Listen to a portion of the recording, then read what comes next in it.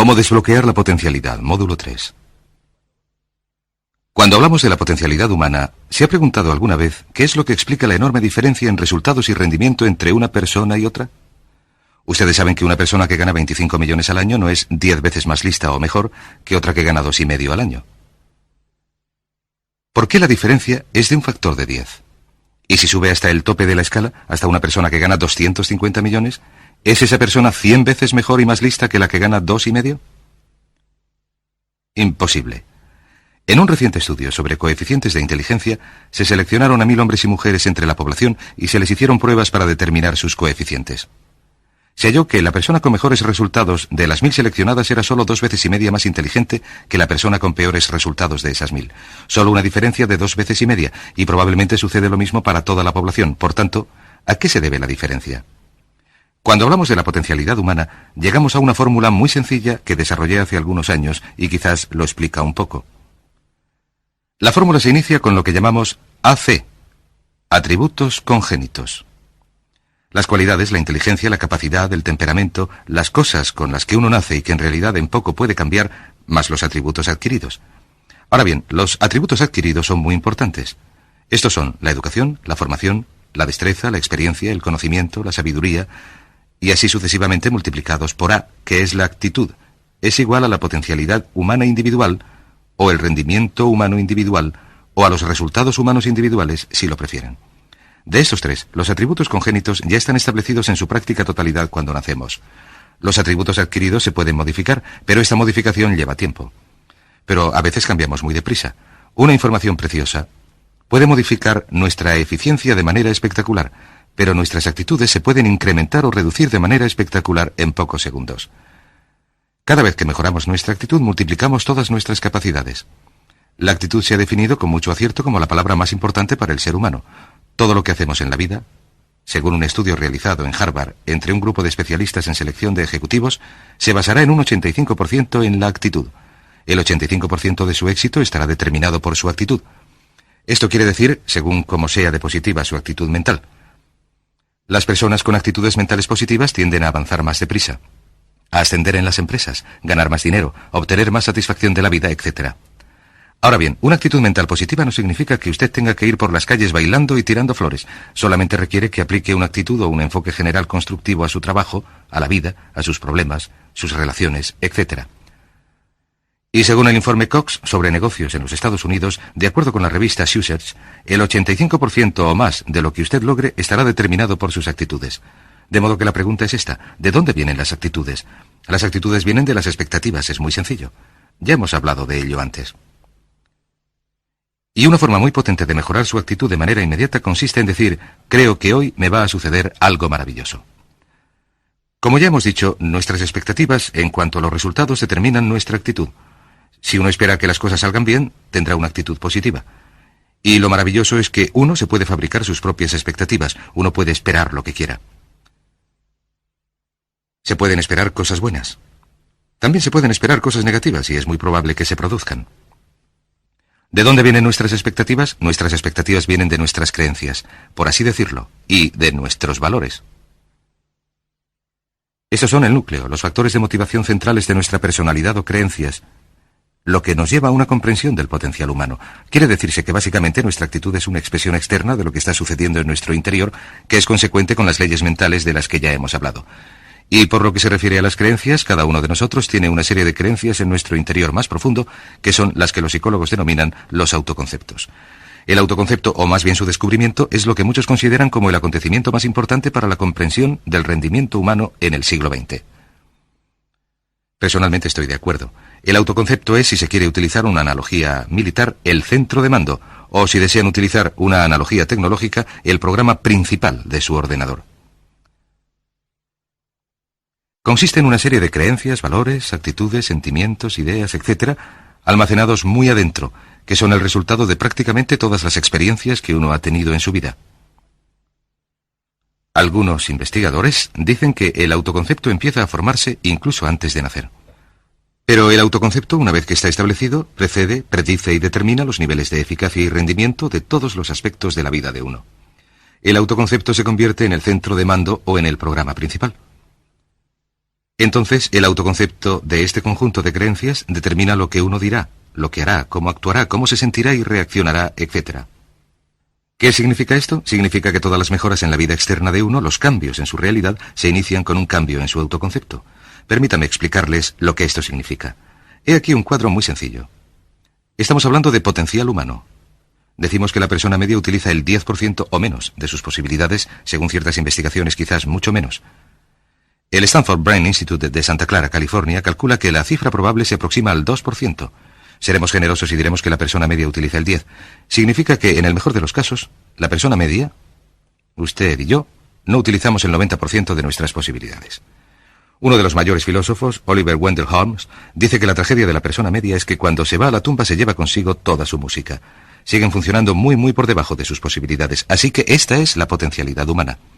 Hemos hallado que existe una relación directa entre la potencialidad humana y el autoconcepto, pero puesto que nuestros autoconceptos o nuestras estimaciones acerca de nosotros mismos suelen estar muy por debajo de lo que debieran, nuestro nivel de rendimiento y eficacia también es mucho más bajo. Sabemos que nuestro autoconcepto es subjetivo en gran medida. ¿Qué significa esto? Significa que el autoconcepto, lo que creemos que es la verdad sobre nosotros mismos, no se basa verdaderamente en la realidad, se basa en una información que hemos adquirido y aceptado como verdadera, y en la medida en que uno cree algo acerca de uno mismo, lo que cree se convierte en realidad para uno porque se actúa en consecuencia. Algunos de los que leen su horóscopo están prediciendo su futuro. Hay personas que aceptan las críticas y los juicios de otras personas, a las que ni siquiera respetan, y creen que estos constituyen una representación adecuada de su propia capacidad. Sea lo que uno crea, sea lo que uno acepte como la verdad, es lo que se convierte en su realidad.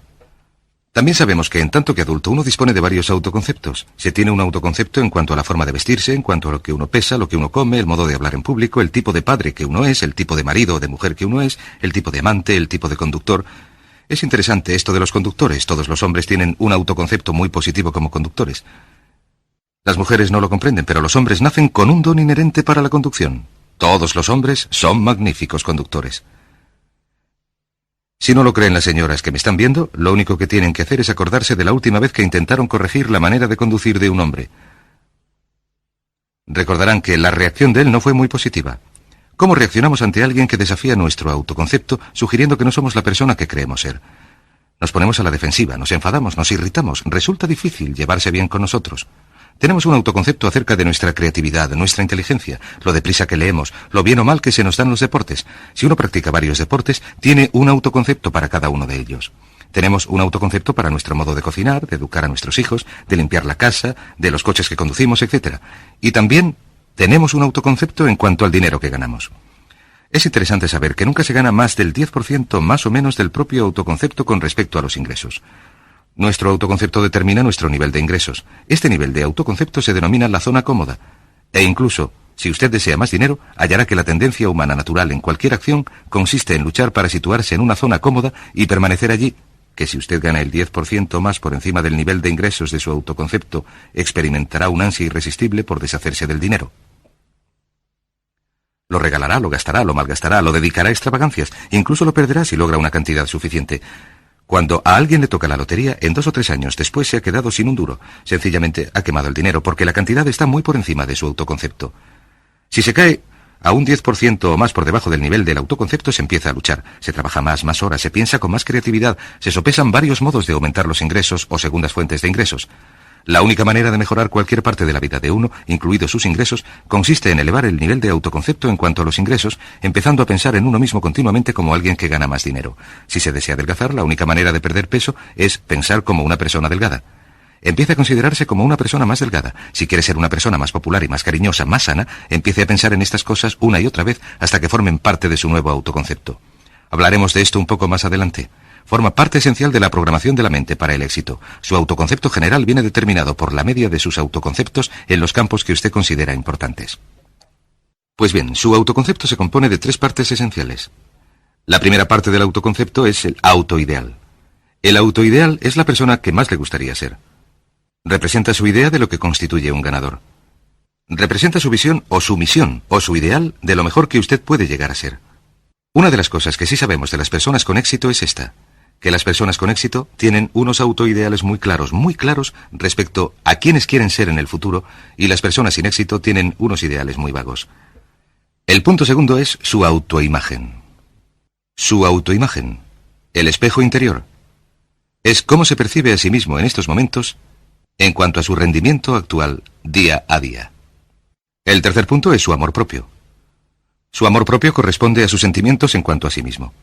Los sentimientos en cuanto a sí mismo son la fuerza motriz, son el motor, son la potente fuerza de su subconsciente. Son la fuerza interna de su autoconcepto y determinan prácticamente todo lo que le sucede. La mejor definición del amor propio es que usted se gusta a sí mismo. Hasta qué punto se gusta resulta evidente. Cuánto se gusta en tanto que empleado, en tanto que jefe, en tanto que persona que gana dinero, orador profesional, atleta, etc. Cuánto se gusta, su nivel de amor propio, su sensación emotiva general en relación con cualquier aspecto de su vida determina su rendimiento y eficacia en dicho aspecto. Lo que es maravilloso, puesto que uno se convierte en lo que piensa, es que su autoconcepto es maleable, su amor propio se puede alimentar si se repite una y otra vez. Me gusto, me gusto, me gusto, me gusto. Cuanto más repita me gusto, cuanto más lo repita una y otra vez, más crecerá su amor propio. Y cuanto más crezca su amor propio, más se elevará su autoconcepto general. Cuando su autoconcepto general aumenta, usted rinde mejor en todo lo que intenta. Cada vez que se diga me gusto, me gusto, me gusto, me gusto, es como si se estuviera poniendo una inyección de vitaminas psicológicas. Todo lo que ocurra que haga disminuir su amor propio hará que su rendimiento empeore, le hará equivocarse, ser desgraciado, etc. Un punto crítico en relación con el hecho de gustarse a uno mismo, con el amor propio, es que, en primer lugar, nunca puede querer a nadie más que lo que se quiere a usted mismo, que su nivel de amor propio determina la calidad de sus relaciones con los demás. Y el segundo punto es que nunca puede esperar que nadie le quiera o respete más de lo que usted se quiere o respeta a sí mismo. El afecto y respeto por uno mismo determina las actitudes de los demás hacia uno. Todas y cada una de las escuelas de psicología actuales están alcanzando un consenso en el hecho de que el aprecio y la aceptación verdaderos de uno mismo, en tanto que ser humano valioso y útil, producen un efecto sobre todo lo que a uno le sucede, sobre el grado de afecto que siente por uno mismo. Y lo que puede hacer es mejorar su amor propio diciéndose me gusto, me gusto, me gusto, me gusto, me gusto. Esto nos lleva a la pregunta, ¿de dónde viene el amor propio? Hemos hallado que el autoconcepto es maleable en el sentido de que no se nace con un autoconcepto, no se nace con una idea sobre uno mismo, no se nace con una autoimagen ni con amor propio, se nace en un sentido como potencialidad pura. Quizás sea esta la mejor manera de expresarlo. La persona media viene al mundo como potencialidad pura y no tiene ningún autoconcepto.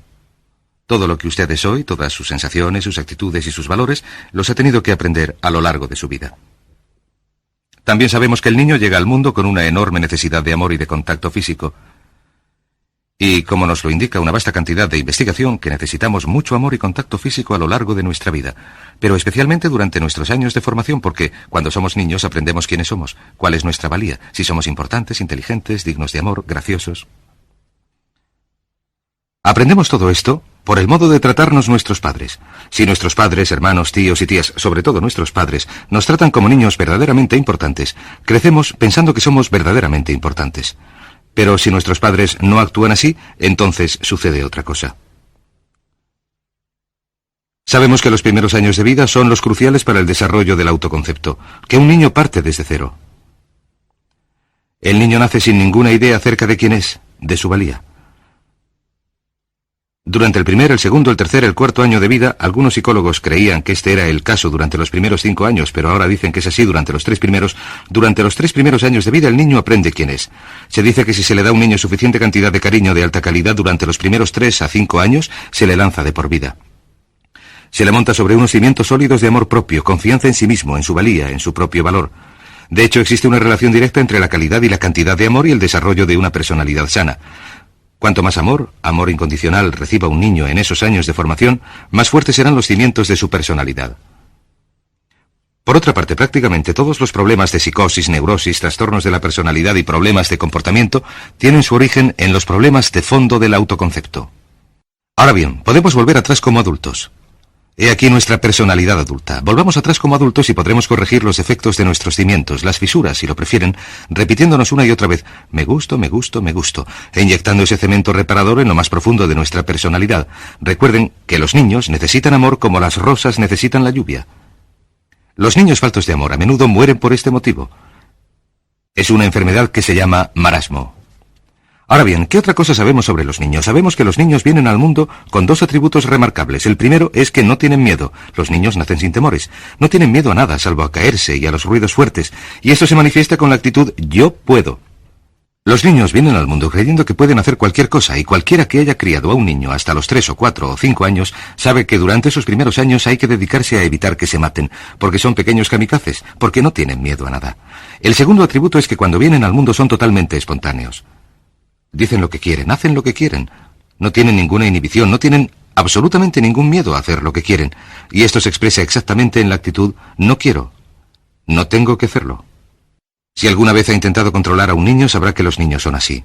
Lo primero que dicen cuando se empieza a mandarles cosas, lo primero que aprenden es no. No, no quiero. Naturalmente, con el tiempo, les hacemos cambiar de opinión al respecto de un modo u otro. Pero estos son los dos atributos de los niños cuando vienen al mundo. Vienen al mundo sin temores y sin inhibiciones. ¿Qué significa esto? Significa que nuestro patrimonio natural es no tener temores ni inhibiciones, y solo cuando podemos crear la misma situación en nuestra vida adulta, cuando no tenemos temores ni inhibiciones, llegamos a sentirnos verdaderamente bien con nosotros mismos. Las mejores organizaciones, las mejores empresas, son las que crean un entorno donde nos sintamos libres de temor y de reservas a la hora de ser nosotros mismos y de dar lo mejor de nosotros mismos. Sabemos que a medida que van creciendo los niños aprenden de dos maneras. En primer lugar, aprenden por imitación. Imitan a uno u otro de sus progenitores, especialmente al dominante. A veces el progenitor dominante cambia según el niño va creciendo. A veces los niños imitan al padre, a veces a la madre, pero aprenden por imitación. Muchas de las características y las costumbres que tenemos como adultos las hemos aprendido de nuestros padres. ¿Ha tenido alguna vez la oportunidad o la ocasión de gritar a uno de sus hijos o de darles una voz? Uno dice las mismas cosas que su padre le decía a uno cuando era niño. Imitamos. A veces imitamos su forma de andar, a veces su forma de hablar, a veces sus valores, sus creencias, etc., aunque dichos valores y creencias no nos sirvan. ¿Por qué? Pues porque nuestros padres actuaban así con nosotros cuando éramos niños. La segunda forma en que aprendemos es pasando de la incomodidad, de lo que no nos hace sentirnos bien, a la comodidad. Freud denominó a esto el principio del placer. Se debe a que nos dirigimos hacia lo que nos hace sentirnos a gusto, lo que nos da placer, lo que nos hace sentirnos bien en cuanto a nosotros mismos. Pasamos de la incomodidad a la comodidad. Así es como nos deshacemos de niños de los pañales. Nos decimos que ya no es divertido ir por ahí con los pañales sucios.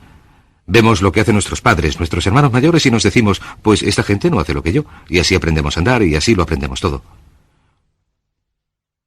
De modo que pasamos de la incomodidad a la comodidad a lo largo de nuestras vidas. Por cierto, así es como aprendemos. Imitamos, leyendo lo que los demás han hecho, estudiando en los libros, en el trabajo. Imitamos cuando vamos a colegio y hacemos lo que nos produce resultados positivos, lo que nos da refuerzos positivos, y hacemos menos lo que nos cause incomodidad o dolor. Muy pronto en la vida, por error o como resultado de un error de los padres en la educación, los niños aprenden modelos de hábitos negativos. Los modelos de hábitos negativos tienen su origen sobre todo en las críticas negativas. Las críticas negativas comienzan muy pronto en la vida. A veces durante los primeros meses. Y la crítica negativa la utilizan los padres para dirigir y controlar a los niños.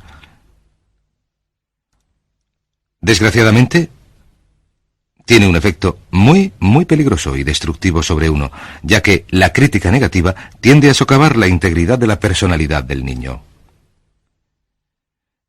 Yo mismo, y también la mayoría de ustedes, hemos sido socavados y dañados por las críticas negativas más que por todas las guerras de la historia. De resultas de las críticas negativas empezamos a desarrollar modelos de hábitos negativos. Los modelos de hábitos negativos son reacciones condicionadas ante ciertos estímulos. Los modelos de hábitos negativos se desarrollan pronto en la vida, como resultado del miedo y el dolor repetidos, una y otra vez. Se desarrollan como resultado de las críticas negativas, el castigo físico, etc. Pronto empezamos a desarrollar dos manifestaciones que nos persiguen a lo largo de nuestras vidas e inhiben nuestra potencialidad. La primera es la que se conoce como el modelo de hábitos negativos por inhibición. Este modelo se aprende cuando al niño le dicen una y otra vez, no, vete de aquí. Deja eso. Y le castigan. Cuando el niño intenta hacer algo nuevo, o se mete en algún sitio, o huele algo, o vierte algo, o rompe algo accidentalmente, los padres explotan y se enfadan y se enojan. Verán, una curiosidad insaciable, impulsa al niño a explorar su mundo, y lo que sucede es que cuando explora y se mete en algún sitio o tira algo, si los padres reaccionan dándole azotes, el niño pronto empieza a pensar: cada vez que intento algo nuevo, algo diferente, cada vez que cruzo mis fronteras, cada vez que salgo de mi zona cómoda, cada vez que me arriesgo, me dan de azotes, me castigan, me hacen daño, me mandan a mi habitación y me siento fatal. Y pronto el niño desarrolla la sensación de que no puedo. Cada vez que intento algo nuevo me castigan. No puedo. Es como el experimento de Pavlov. Pavlov tocaba la campana y daba comida a un perro, y el perro salivaba. Y Pavlov tocaba la campana mientras daba de comer al perro. El perro salivaba y continuaba salivando, hasta que pronto Pavlov no tenía más que tocar la campana y el perro salivaba. Lo que sucede en la vida adulta es que esto produce lo que conocemos como miedo al fracaso. El miedo al fracaso es una reacción condicionada ante un proceso de críticas negativas que se produce durante los 5 o 6 primeros años de vida. El miedo al fracaso nos impulsa de manera automática. Sentimos ansiedad, tensión, inquietud, sentimos tensión en el plexo solar. Nos dan ganas de retirarnos y alejarnos del acontecimiento, y el miedo al fracaso es la principal razón para el fracaso en la vida adulta. Es la razón principal para que nos reprimamos a la hora de realizar nuestra potencialidad. De hecho, todos los modelos de hábitos negativos se experimentan en el cuerpo físico. Se puede distinguir un modelo de hábito negativo porque de hecho se siente en el cuerpo físico. El modelo de hábito negativo por represión, el miedo al fracaso, el no puedo, se manifiesta en primer lugar en el plexo solar. ¿Le ha sucedido a usted alguna vez tener que hablar en público, tener que participar en una evaluación o tener que hablar sin estar preparado? Primero siente tensión en el plexo solar. Si continúa el miedo, la situación empieza a respirar con dificultad. Y su corazón empieza a latir más deprisa, empieza a respirar más deprisa, y se le produce un dolor de cabeza parecido a una jaqueca en la parte anterior de la cabeza. A veces se le hace un nudo en la garganta y es incapaz de hablar y se le seca la boca, y como siente tanta tensión y temor, se le produce una urgente necesidad de ir al lavabo. Todas estas son manifestaciones. No existe un peligro físico, pero existe un peligro psicológico, una reacción condicionada. Cuando sentimos esto, tendemos a retirarnos de la situación que lo produce. Este es el motivo para que no logremos demasiado si nos reprimimos. El segundo modelo de hábito negativo es el compulsivo. El modelo de hábito negativo compulsivo se aprende cuando de niños nos dicen una y otra vez: hazlo o verás. Si no lo haces, te la cargas. Se convierte a los niños en recipientes de amor condicionado. No es la intención de los padres, pero lo que hacen es sugerirle al niño que no te quiero, así que no estarás seguro hasta que hagas lo que deseo. El niño crece sintiendo que tiene que hacer lo que quiere mamá. Tengo que complacer a mamá, tengo que complacer a papá. Tengo que complacer a los demás, tengo que complacer a mis hermanos. Con el tiempo tengo que complacer a mis compañeros. Tengo que complacer a mis profesores. Tengo que complacer a todo el mundo. Y crecen con esta cantinela. Tengo que. No puedo hacer lo que quiero, tengo que hacer lo que complace a los demás. Este modelo de hábitos negativos compulsivos, adquirido pronto en la vida, se convierte en un miedo al rechazo. El miedo al rechazo se experimenta en los adultos como el comportamiento del tipo A. Hablaremos del comportamiento del tipo A más adelante en este curso. El comportamiento de tipo A es una necesidad compulsiva o una necesidad compulsiva excesiva de complacer de algún modo sin disponer de unas normas de actuación, de modo que nunca se pueda llegar a lograrlo. El miedo al rechazo nos impulsa, nos hace muy sensibles a las necesidades de los demás. Hacemos lo que quieren los demás, no hacemos lo que nosotros queremos. Siempre estamos intentando complacer a los demás. Nos preocupan las opiniones y los sentimientos y las actitudes de los demás hasta el punto de que nos negamos nuestras propias necesidades. El miedo al rechazo se siente en la parte posterior del cuerpo. Si se divide el cuerpo por la mitad, se siente cómo baja por la parte posterior del cuerpo. El primer punto donde se empieza a sentir el miedo al rechazo suele ser en los hombros y el cuello. Se empieza a sentir como rigidez y tensión. A veces, cuando se tienen muchas cosas que hacer, se siente una enorme tensión en la parte baja de la espalda. Los músculos empiezan a contraerse. A veces se manifiesta como flebitis y varices, y con frecuencia puede producir fuertes dolores en la parte posterior de la cabeza. Las arterias carótidas que transportan sangre a la cabeza, los músculos a su alrededor se contraen y disminuye el flujo de sangre a la cabeza, con lo que se produce un fuerte dolor pulsante en la parte trasera de la misma. Estos dos miedos, los modelos de hábitos negativos de compulsión y de inhibición, son el resultado de la crítica negativa, la gran destructora de la personalidad que nos atormenta a lo largo de nuestras vidas. Lo maravilloso en este sentido es que, puesto que son modelos de hábitos aprendidos, los podemos desaprender. Podemos superar el miedo al fracaso que nos reprime. Podemos superar el miedo al rechazo que nos hace hacer lo que complace a los demás y no lo que nos complace a nosotros si trabajamos sobre nuestro amor propio. Porque existe una relación inversa entre el amor propio y el modelo básico de hábitos negativos. Porque cuanto más se guste uno, menos temerá el fracaso. Cuanto más se guste uno, menos temerá el rechazo.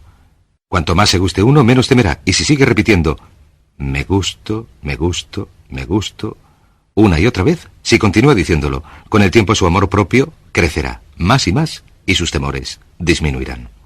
Cuando aumenta el amor propio, los temores siguen la dirección opuesta. ¿Cómo se hace frente a la crítica negativa si se tiene que criticar a los demás? Pues es muy sencillo. Muchos padres nos lo han preguntado. ¿Cómo se controla a los niños? Una de las claves del control sobre los niños es dirigirles de modo que hagan cosas constructivas, no cosas destructivas.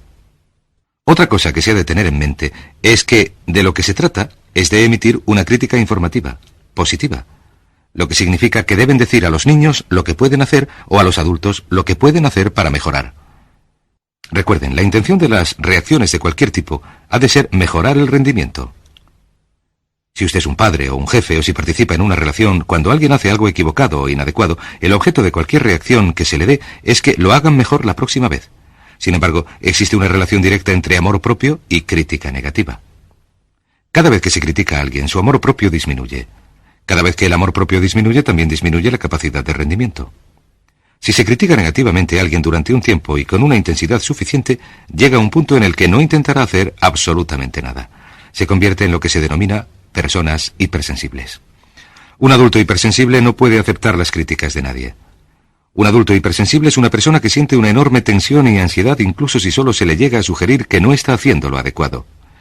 Si tienen que tratar con un adulto hipersensible, la clave consiste en sentarse a hablar con él y recordar 4 cosas. Primero, empiece siempre con un elogio. Segundo, proteja a toda costa el amor propio de la persona. Tercero, que los comentarios sean sobre las actuaciones, no sobre la persona. Hable del comportamiento, no de la persona. Y el cuarto punto consiste en enfocar el futuro, no el pasado. Hable de lo que se hará de otra manera en el futuro, no de lo que sucedió en el pasado. ¿Por qué? Una razón sencilla es que no se puede controlar el pasado. Al no poderlo controlar, cualquier crítica sobre lo que se ha hecho en él produce una enorme tensión y frustración. Resumamos.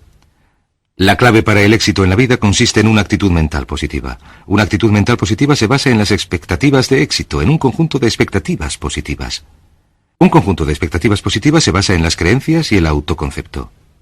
El núcleo del autoconcepto, lo que determina la eficacia en la vida, es el amor propio, y el amor propio se mide por el afecto que uno siente por sí mismo. Las dos cosas que nos reprimen más son el miedo al fracaso y el miedo al rechazo. De modo que uno de los secretos principales del éxito es este. Conviértase en un organismo en generación perpetua de amor propio. Dedíquese continuamente a hacer cosas para usted mismo, a usted mismo, en su vida, que puedan hacer que se quiera, que se ame, que se acepte, que se respete, que le hagan encontrarse estupendo. Si es un jefe o un padre, recuerde que la clave para un rendimiento óptimo en su hogar y en su trabajo consiste en que la gente se considere estupenda.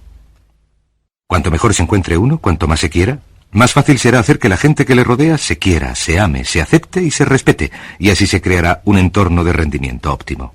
Este es el punto de partida para los grandes éxitos y logros en la vida. Así que repítase una y otra vez, me gusto, me gusto, me gusto, me gusto. Me gusto.